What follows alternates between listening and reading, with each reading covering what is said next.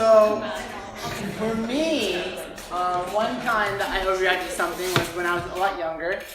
I was one of those kids that had their comfort thing with them for a little bit too long. So I was probably 7 or 8, and I had my blankie still, and I was taking it with me everywhere I went. So I was at a grocery store, and I had my blankie, and then when we left, I was like, I don't have it anymore.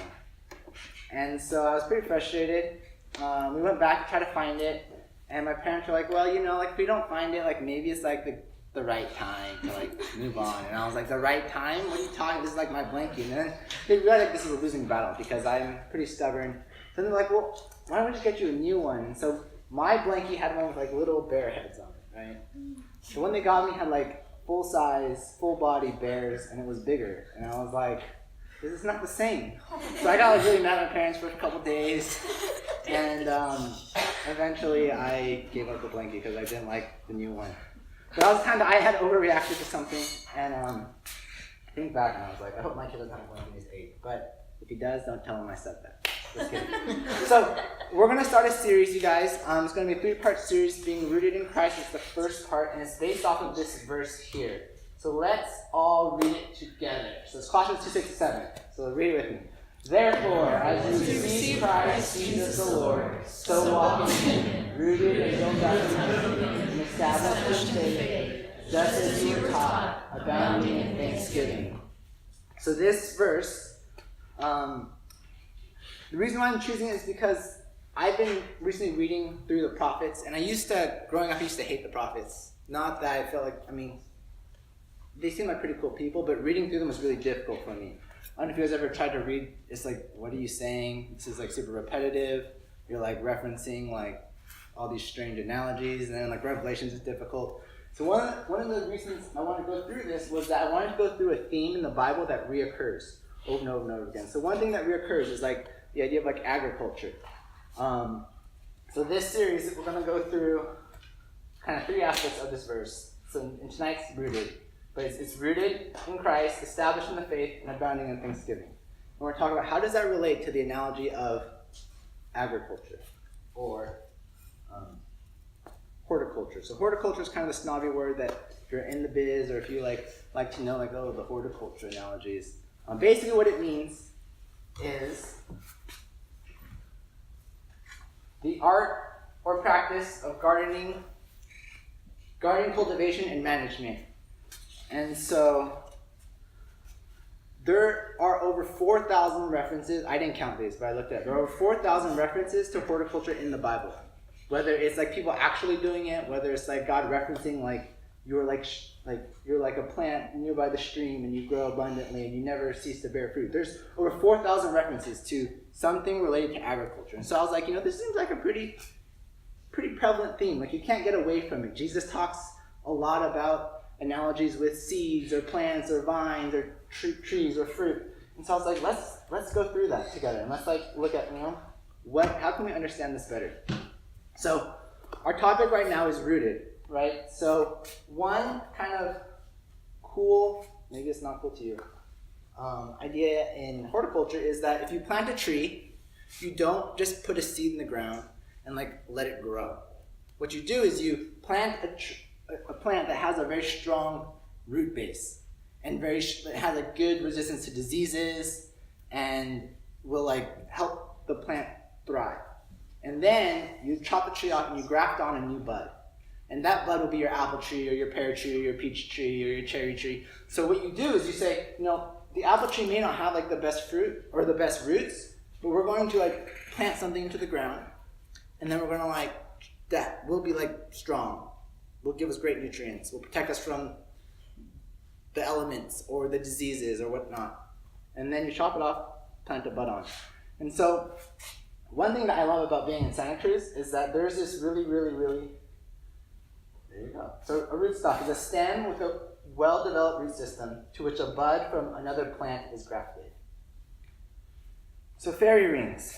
I'm not going to tell you what these are. You guys are going to have to guess. I have pictures. But they have to do with redwoods. So here, there's 3 pictures of fairy rings. Can you guys see that? So what do you guys think this might be? What do you think a fairy ring is from the pictures? Can't see it? Okay. Well, and then I'll just have to tell you, I guess. No one can see them? It's a ring of trees. Okay, what do you think's in the center? Palm tree? The dead tree. A what? A dead tree.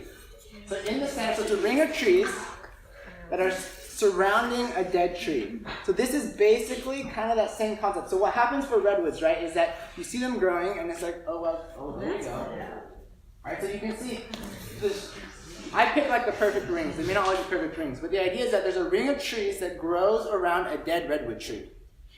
And what these trees do is they actually steal the roots. Well, not steal, it's dead. They use the roots of the redwood tree in order to gain nutrients. Because in this forest, you guys, it's really hard to get sunlight, right? It's really hard to establish yourself here because there's so many other big trees around. So what they do is they tap into this root system, right? The other cool thing about redwoods, you guys, is that all the redwoods in our forest, the root system is one. They have one root system together. They're connected. So the idea is that when one dies, it gives these young baby seeds of redwood trees the ability to tap in and like gain access to the root system. It's pretty cool. So that's kind of like, I was like, this is so cool that we're at UCSC and we kind of after this we can go out and like find some. They're everywhere. You'll find that all redwoods, they do this. One other cool fact is that those redwoods that surround that dead one are exact replicas of that one tree. Pretty cool. And so, we're looking at roots. Now let's look at what does the Bible say about roots. So I picked two passages about roots in the Bible. So one is in Jeremiah 7-8. Someone will read that for me? Blessed is the man who trusts in the Lord, whose trust is the Lord. He is like a tree planted by water that sends out its fruit by the stream, and does not fear when heat comes, for its leaves remain green, and is not anxious in the year of drought, for it does not cease to bear fruit. Great. So here's the idea that this tree will always have access to water. That even in the year of drought, it will still have access to water. One thing that will reoccur over and over and over again is this idea of drought also, right? We have prophets who pray there's going to be a drought, or they'll prophesy there'll be a drought. And in that time, droughts are probably one of the most crippling things that can happen to a people, because if there's no water, there's no plants. If there's no plants, there's no food. If there's no food, it's very hard to survive. And so what God is saying is that when things are difficult, the one who trusts in the Lord does not cease to bear fruit, is not anxious. So let's look at kind of a bad example here. So the bad roots. Who wants to read this one for me?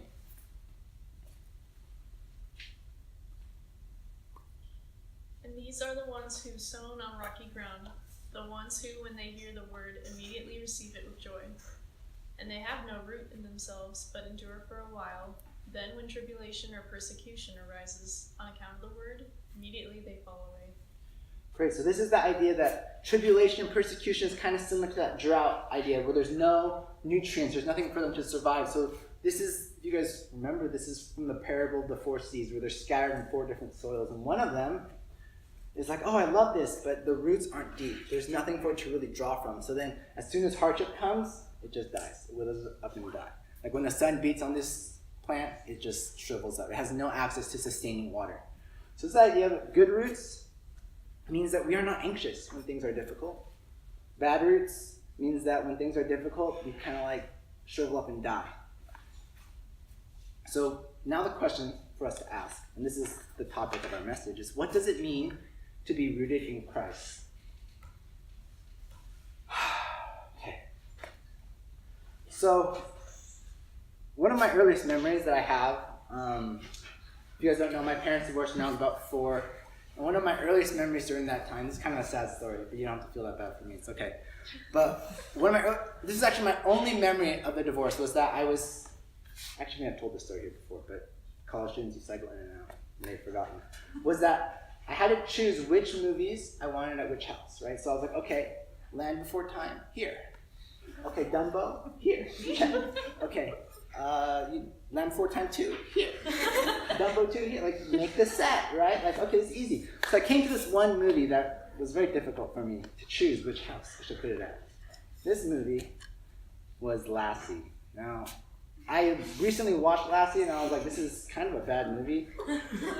But for me at that time, I was like, there's no way that I can live my life without Lassie for a week, because I would switch houses every weekend. So I was like, how am I going to decide which house I should put Lassie at? And like sometimes in life, I think we find that we have more skin in the game. Like we're more invested in some things than other things. Like the other movies, I can be like, yeah, let's put it there, easy, piece of cake. Or like my blankie, right? Like my parents got me a new blankie, and I was like, it's not the same. Sometimes we find ourselves that we're more invested, that we're more maybe rooted in something than we are in other things. Like sometimes they come and go, oh well, no big deal. I can watch Land Before Time every other week. That's okay. But Lassie, I don't know. That's my like everyday type of movie. My like back-to-back type of movie. You know what I'm saying? And so, what I want to say is, okay, so what is it about these things? And so,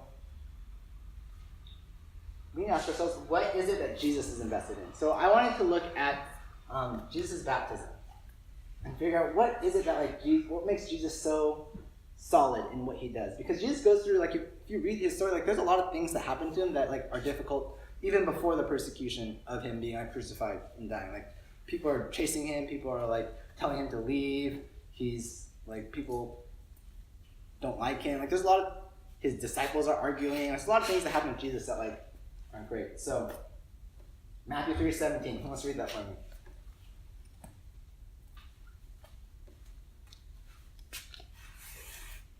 And behold, a voice from heaven said, "This is my beloved Son, with whom I am well pleased." Great. Okay, so what we're going to do, you guys, is we're going to break this down and be like, okay, what is going on? So the context of this passage, right, is Jesus is like about to be baptized, and right before when he's baptized, then the heavens part, and they're like, behold, or God is like, behold, this is my beloved Son, with whom I'm well pleased. So let's break this down together. Why is this significant? So the first part of what God says, this is my beloved Son.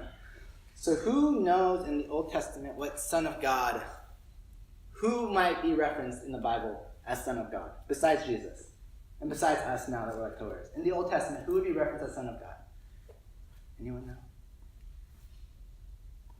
No? It's okay. Okay, that's what we're doing. So Son of God was considered the king of Israel. So when Saul or David or Solomon were anointed, they became known as this. They took on this role of the Son of God.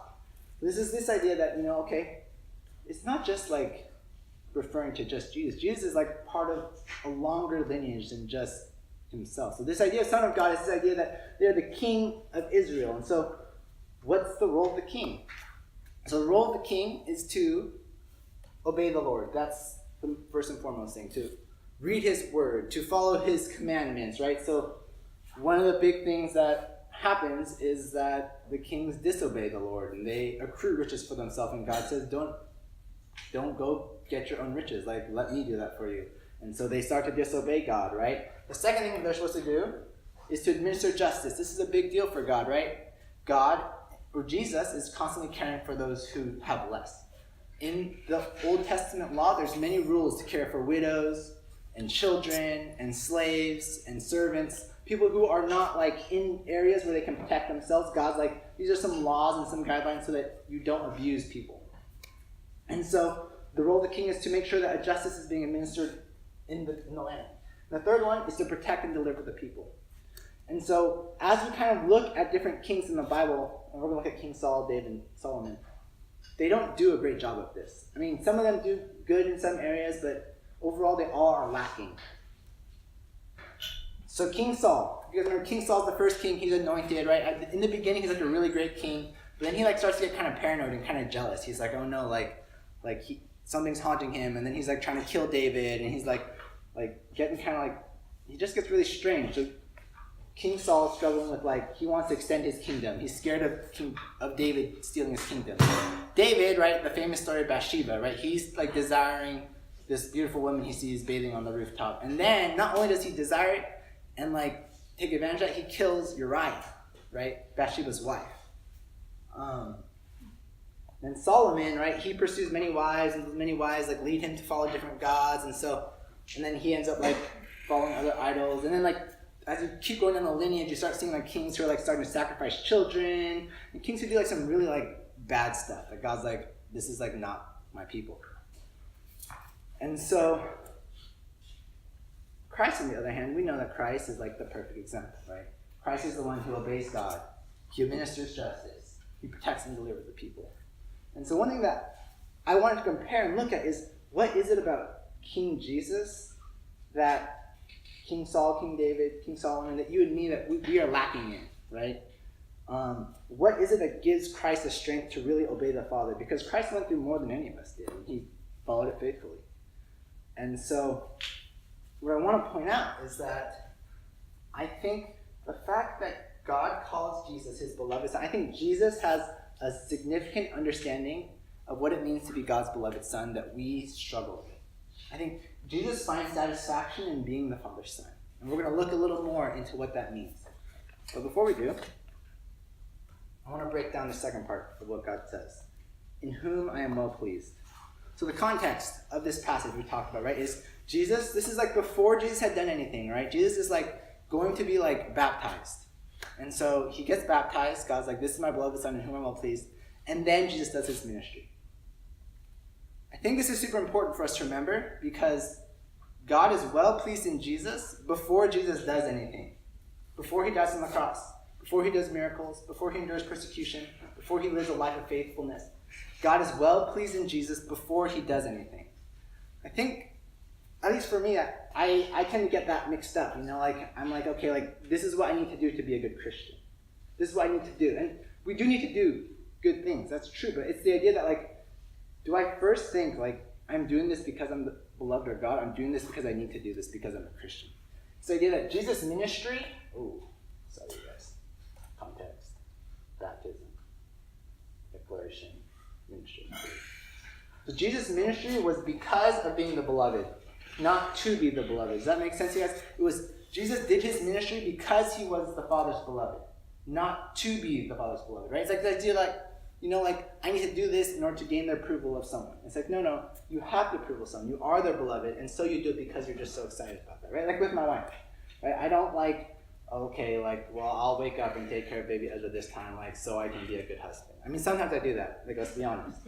But in an ideal world, I wake up because, like, I love you, and I want to, like, care for you, so I'm glad to do this. That doesn't happen, but this is the ideal world, right?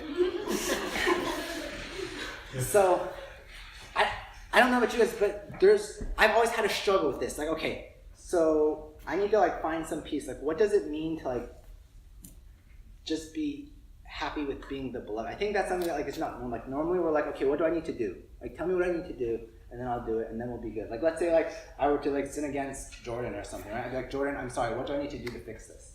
Right? Like, that would be the way to do it. So for me, I'm going to show you guys a kind of personal example that I've had to, like, think through. And it's been kind of difficult. So, like I said, my parents were divorced. And since it was when I was young, I kind of went through, like, kind of all the stages of, like, memory as a kid. So, not all kids who go through divorces go through these stages. These are kind of general guidelines. But I found that they aligned very well with me. So, in the beginning, when you're, like, very young and your rational ability is pretty limited, you start to worry, that, well, if my mom left my dad, could my mom leave me? And that may not necessarily be something that you can think as a 4, 5, 6, 7-year-old because you don't really, like, the way you think is kind of strange. It's not all connected. But I think you see a lot of kids in those situations, and I think myself included, where they start to act out and they start to be like, I don't feel secure, I don't feel safe. And as I look back, I definitely resonate with a lot of that. And then I got older, right, and I went into grade school and I could, like, think a little bit more. I had more idea. And then I started to ask the question, well, maybe this is my fault. Because, you know, in school, you know, if you do something good, you get, like, a gold star or a piece of candy or something. And if you do something bad, then, like, you cheat on tests, and you go to the principal's office, you get something bad. So the divorce was a bad thing, so what did I do to deserve that? Was it my fault? And we all went, well, no, Thomas, it was not your fault. But as a kid growing up, you're trying to figure out, how do I understand the world? And there's something very close to home that you can't understand, and that it's very difficult to explain. And so I was like, okay, what did I do? Maybe it's my fault. And then I got older, right? I became a teenager, and I was like, oh, now I know how the world works. Like, I know everything. I'm 14. I'm 15. And I started to clash more with my parents, and I realized that, oh, no, this is not my fault. This is your fault. You screwed up my life. Not only did you screw up my life, but you, like, completely ruined it. Like, there's no hope for me now. Like, because of you, like, you know, like, oh, now I have all the shame to deal with. I don't feel like I fit in. Like, I don't try. Like, oh, this is just terrible. I just need to, like, find my own place. And so, in my teens, I kind of, like, channeled myself outside of my home. I got very involved in youth group. I got very involved in video games. I got very involved in things that were away from my family. And so the idea of being a beloved for me in this context was very difficult because it was, what does it mean to be loved? What does it mean to be loved? What does it mean? Like, did I need to do something more? Did I do something wrong? Did I need to fix something? Maybe people just don't love me. Like, I don't, like, what does that mean to be loved? Like, do I earn it? Do I just find it myself? Do I, like, become someone that's lovable? Like, it's so confusing. And so,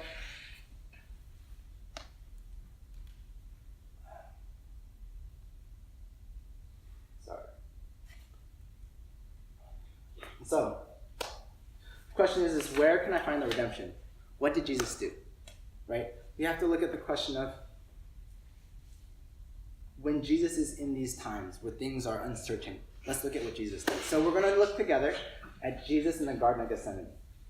In a time where he is very, very, very worried, struggling very deeply, right? So let's look at this together, you guys.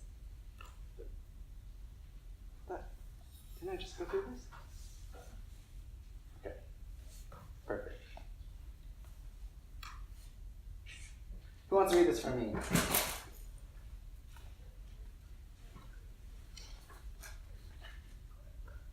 It's a longer one. Takes a little more, like, confidence.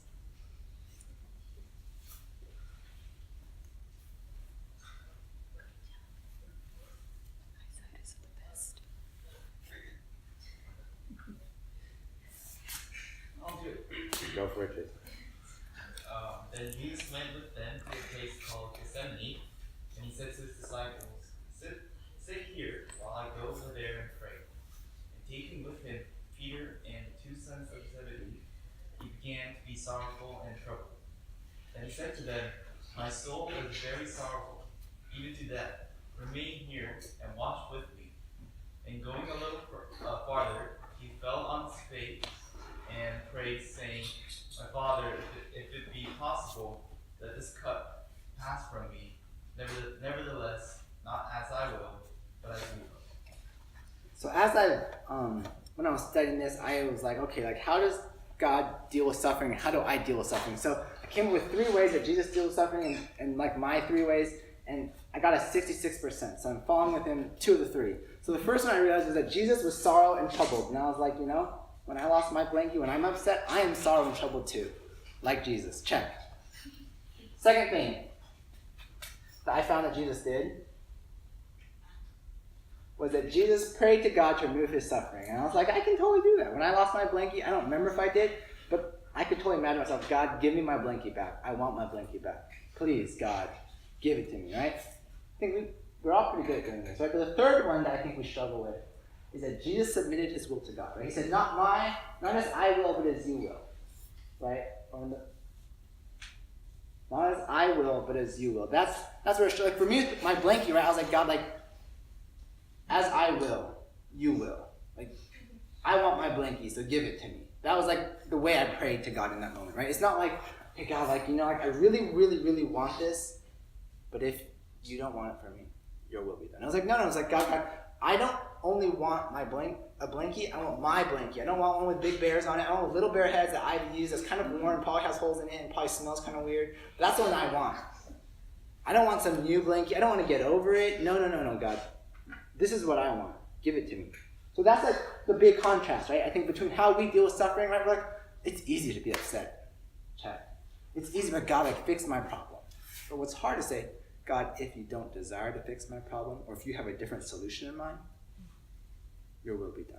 I think that's where we're struggling. So I'm kind of thinking, okay, so how? How do we change our wills? right?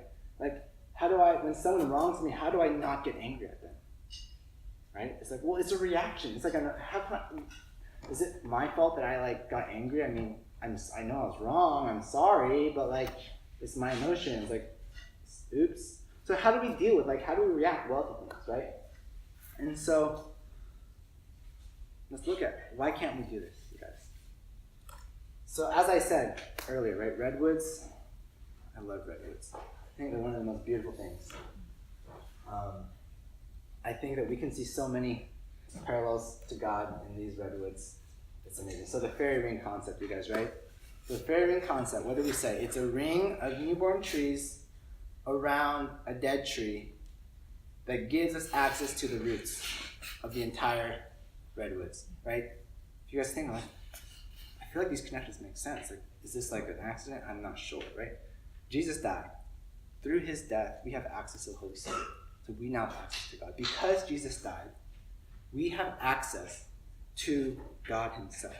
We have access to this living water, right? You're like, okay, great. Maybe I do have access to this, but it doesn't necessarily change how I act, right? Like, maybe I can be rooted in these roots, but I'm not, because I still want my blankie, and God won't give it to me. And so, like, one thing I think is cool, as we walk around, when we see these fairy rings, you guys, if you look for them, they're everywhere. It's not hard to see. You think, oh my gosh, that's Jesus. I need to be rooted in Jesus, right? But we have to ask ourselves, where are our roots? Are our roots in the root system, right? So, how laggy. So redemption in all things. I think the question we have to ask ourselves, right, is where are our roots? When spiritual droughts come, where are our roots? Are our roots deep in being the Father's beloved? This is my beloved Son, in whom I'm well pleased, right? I think being the Father's beloved is something that's very difficult to imagine, right? But am I satisfied in being the Father's beloved? Or are they chasing after, shallow ambitions of this world, whether it's a blankie or fun or sexual gratification or like avoiding loneliness or control or family, maybe like gaining some status for somebody or looking a certain way or gaining some sort of wealth or freedom or like traveling to something. What is it that we truly desire? See, all those things I just listed, besides the Father's love, are things that we can lose. Maybe we're someone who like really wants to like live a life that our parents approve of. But sometimes you may not be able to get the approval of your parents. Or maybe your parents will die and then what do you do? Or maybe you are somebody who who just like feels lonely all the time. Like, I just need like friends, right? Friends come and go. People come and go. You may get into a time of your life where you don't have any friends. Like if you read like the prophets, most of those prophets were loners because they're following God. Like that's where God led them. Like they were the only ones being faithful, and they struggled with it. They're God, like why am I the only one? And God's like, you're not the only one, but you just feel that way, and I understand. But like that's the reality. We may feel alone, or maybe we're like, okay, like I just feel like I'm always missing out, right? I have FOMO, right? It's like you're always going to miss out on something. It's just how much you know, right? You can't do everything. It's not possible. And so, being the beloved of God is the only thing that won't change, right? And so I'm going to kind of dive into how do we understand this better as I kind of like looked at my story in my life.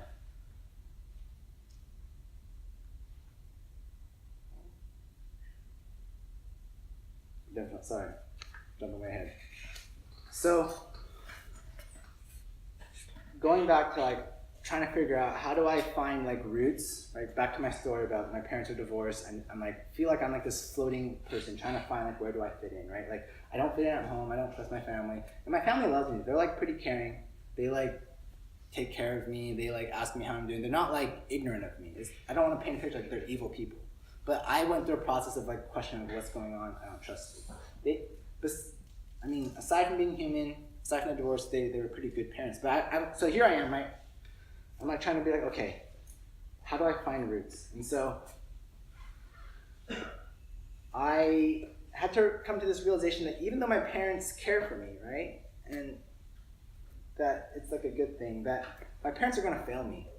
Whether for you guys, maybe you guys are like, oh well, my parents like were pretty good, like like nothing really bad happened. Like your parents are gonna fail you. They're gonna have expectations of you that they shouldn't. They're gonna say things that they shouldn't. They're gonna do things that they shouldn't because they're not perfect, right? Like with Ezra, I hope to God and I pray that I don't think I will ever get a divorce. So I'm better than my parents. But the reality is that I'm not better than my parents. One thing I tell people very often is that I am the very worst sinner that I know. I'm the worst sinner that I know. And so I have to ask myself with my baby Ezra is like, how do I be his parent? It's been a very, very difficult and redemptive process for me to think about how do I be a parent that I didn't have, right? What's my example? What does that look like, right? And so as I'm starting to get to know myself better, I'm like, okay, I don't think I'm going to get a divorce. But that doesn't mean I'm a good influence. I'm prideful, I'm arrogant, I'm quick to anger, I'm slow to listen. I do things to just get things done. I'm dismissive at times. Like I have a lot of issues, right? I'm very judgmental, and so I'm like I can hurt my son more than my parents did, even if they got a divorce. And so one thing as I've been thinking, I was like, okay, how do I root my son into something that is greater than me, right? It's to root him in what God and what Jesus is rooted in, right? In being the beloved. So one of the, as I was thinking about this, and maybe this is kind of cliche, I'm not sure, but I was like, okay, like, how do I not only train myself, but orient myself to tell my son that he is the beloved, right? And so I kind of stole that Matthew 3:17 verse, right? You are my beloved son, in whom I'm well pleased. So at night, when I put him to bed, I sing Ezra Benedict Choy. You are my beloved son, in whom I'm well pleased. And sometimes I sing it because it helps him sleep, and sometimes I sing it and I'm like, God, help me love this son because he's my son, not because of what he does, not because of how much sleep he lets me have, not because of how much honor he brings to me, not because of if he plays basketball or not because of anything else, but because he's my beloved son. And help me not to get him to love me, but get him to love you, right? And so the redemption that I've had to realize is that, for you guys, even if you have had good parents, right, it's that, are you rooted? I've talked to a lot of you guys, and I've talked to other college students, and I find many people that have had good parents have desires that they feel like they have to fulfill still from their parents. I need to live this certain way, or I can't do this type of thing, or I can't date this type of person, or I can't do ministry, or I can't do this because my parents want to approve. And so I need to live this way, or I have to do this. And it's a great thing to honor your parents. It's biblical. It's one of the 10 Commandments. But we have to ask ourselves, are we doing things because of these other things of this world? Or are we doing things because we are the beloved of God? It's a different way of thinking about it, right? It's the idea that I need to do enough to satisfy versus I have already satisfied, so I live a life abounding in thanksgiving, strengthened in faith. Right? That's our series. So, how do we know where our roots are? One of the things that I've learned is that as hard as I may try, I cannot escape suffering. Suffering will always come. I might be able to delay it, I might be able to put it off, I might be able to not think about it, but eventually something will happen in my life that will kind of shake me up. That something will set me off, right? I will overreact to something, as we talked about earlier, right? And one of the things I've kind of realized that the way that I endure suffering and how I react to difficult situations gauge where my heart is at and where my roots are, right? Because, for me, with my movies, right? It didn't matter to me really where Dumbo went because I recognized that Dumbo was just a movie, or Land Before Time was just a movie. I recognized that. So it's great. I enjoy it, but it's great. But Lassie had a little more meaning to me. Or my blankie had a little more meaning to me, right? It meant more to me. So when I had to think about losing it, I was like, no, I don't want to lose this, right? And so maybe it's I'm playing a basketball game, right? And then I suddenly blow up. Or maybe I'm in a relationship with someone and I say something mean, or I talk behind their back. Because I'm mad at them, right? How we react to these difficult situations to when we feel angry shows us where our heart are, because the reality is for Christians, nothing has changed. The battle has already been won. So here's one question I have to ask myself when I feel threatened or when I feel frustrated is, Why do I feel threatened if I am God's beloved? Has that changed? See, that's what it means to be rooted in God. Right? Is that nothing can change. No drought, no lack, no intense sun. Nothing can change the fact that I am the Father's beloved, because this is God's telling me this before I have done anything. Before Jesus did his ministry, God told us, you are my beloved Son, in whom I'm well pleased. So for me, I have to ask myself, am I God's beloved? Do I truly believe that still? And if so, why do I not act that way? Why am I feel so threatened? Why do I feel like I might lose something here? Why do I feel like there's something at risk? Because if we're God's beloved, what do we have to lose? Our life? Oh, so small. So small, you guys, our life. It's only a short time here. Maybe 80 years, maybe 120 by the time we're old or something, maybe 110, 80, 60, 50. It's so short, right? It's been over 2,000 years since Christ has been here, and that's not even counting the length of the world. So short. So the question I ask myself is, why do I feel threatened if I am God's beloved? If there's like one question I hope you guys ask yourselves, and talk with people, your close friends or wise counselors that you trust. You know, like this happened, and I'm not sure why, but I just felt threatened. I just felt like I wasn't safe. But I know that's not true, so I want to figure out why. I want to look into that, because I want to be rooted in being the beloved of God. Okay.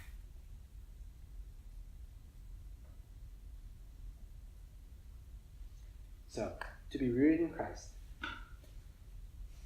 is to be rooted in being God's beloved, in whom he is well pleased. Like, we all know that's true. Yes, God loves me.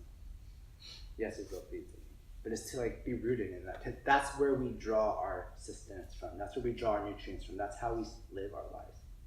He's saying, okay, I failed this test. My family may hate me. Whatever. I'm God's beloved. You know, please. Okay, I just cheated on this test. I feel like crap. You did something wrong. That's true. But it doesn't change that you're God's beloved, in whom he's well pleased. Right? Or maybe you got really angry at your roommate, or you gossiped about someone. Those things are wrong, and we need to repent of those things. But we don't do it in a way of like, I need to do this to be good enough. We do this because, God, I don't want to live not like you. Does that make sense? So, the takeaway.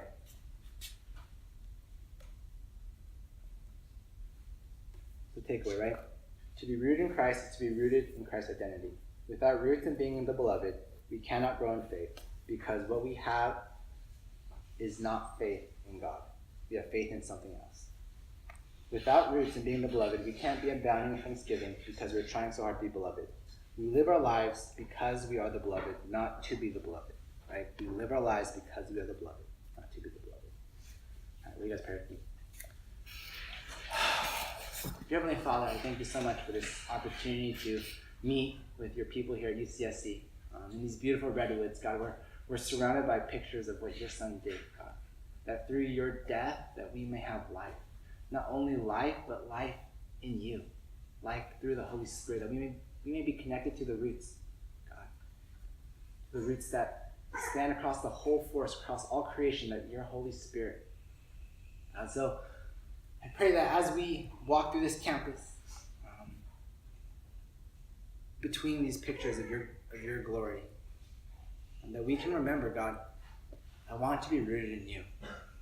I want to be rooted in you. I am your beloved, in whom you're well pleased. Help me to believe that.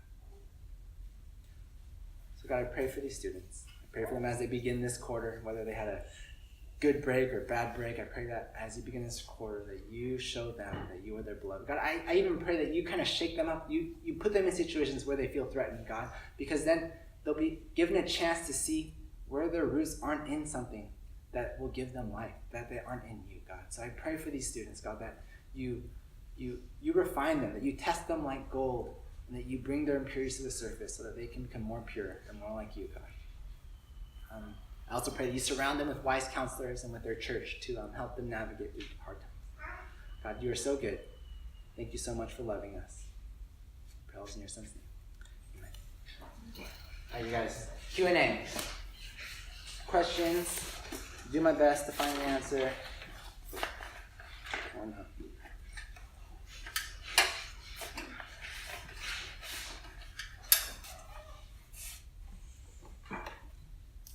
a couple seconds to think.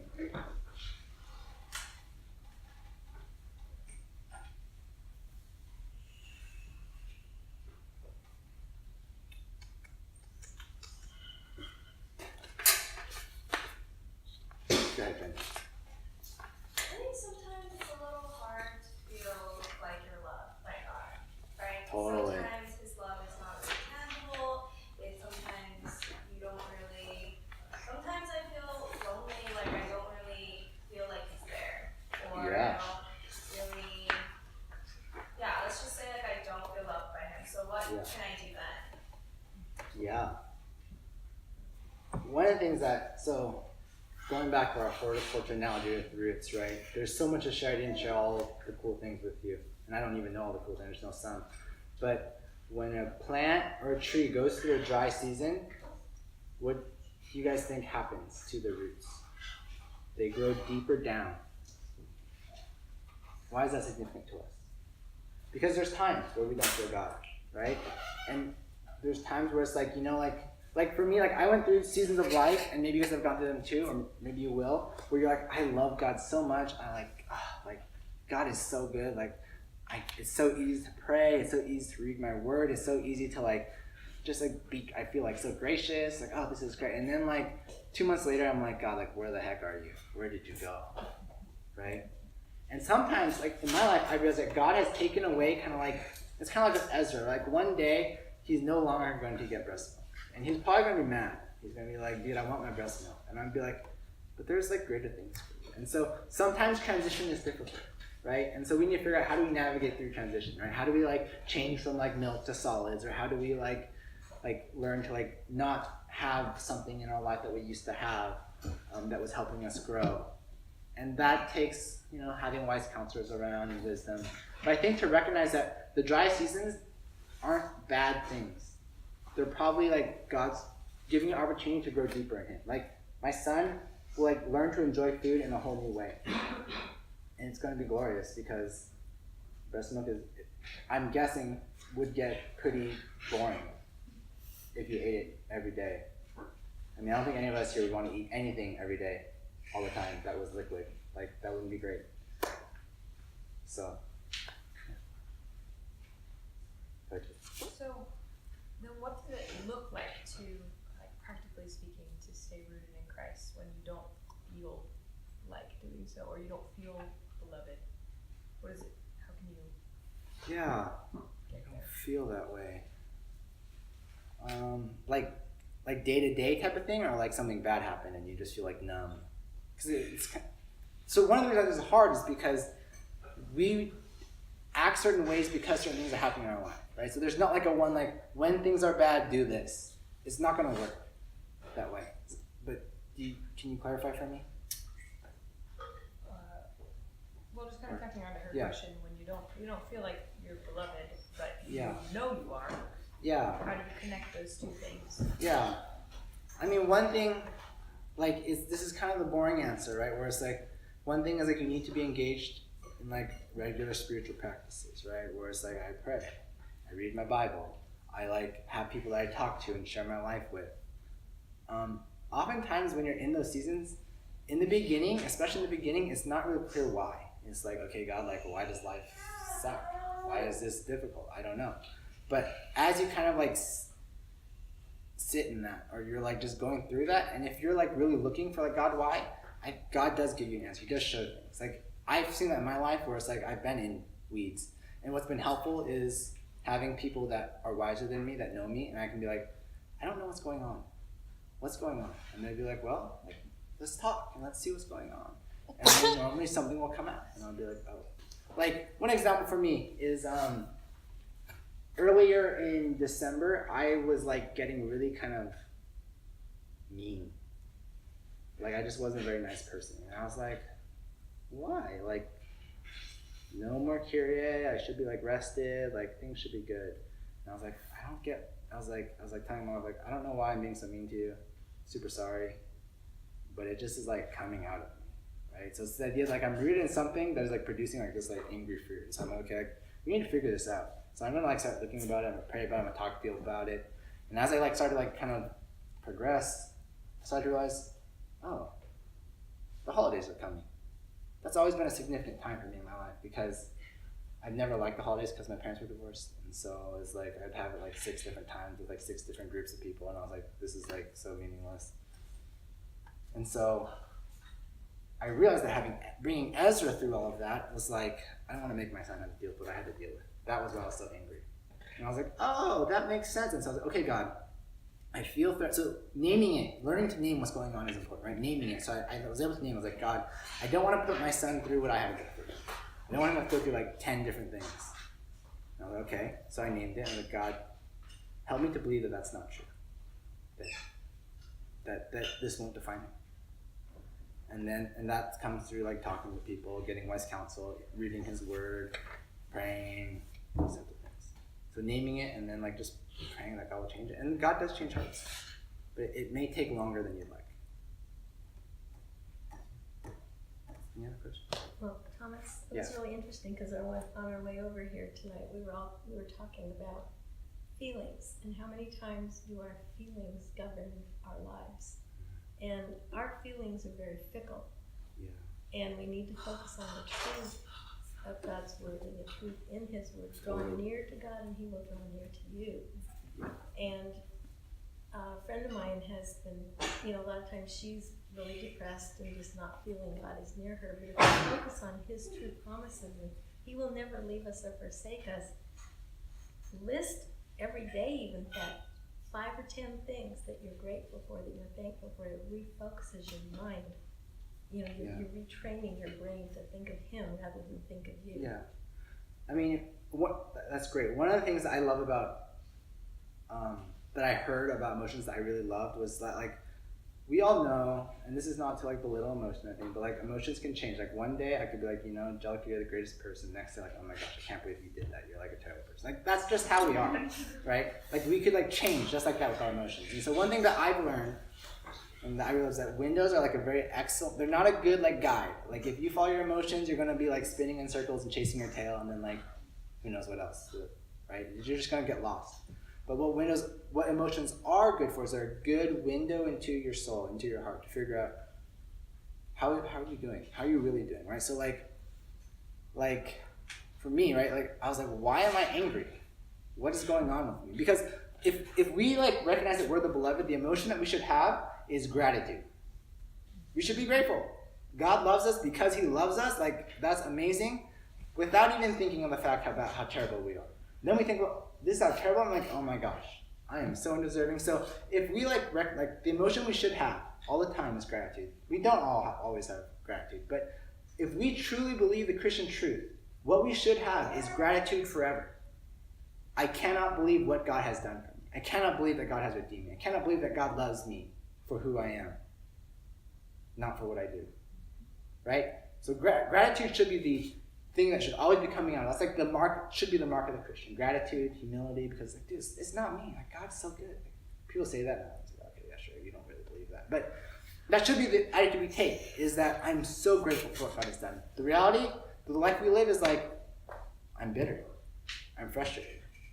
I feel left out. I feel lonely. And so we have to ask ourselves, okay, how can I root myself more in the truth that God has done everything and I should be grateful to? And I think it's there's something to say of like, it's not to be like, oh, you're sad? Well, you should be grateful, Angelica. Sorry, you're right in front of me. You get to don't see what's going on. Right? Like, I don't think that's that helpful most of the time, right? To be like, well, you should just be grateful. Like, at least you have food on the table and a roof over your head. Don't you know this? Like, it's true. But that doesn't like, how many times has someone done that to you? I'm like, you're right. I should be more grateful. Thank you for reminding me. Like, not in that way. Maybe sometimes, but so. Cool. Maybe one more question or not. We can end.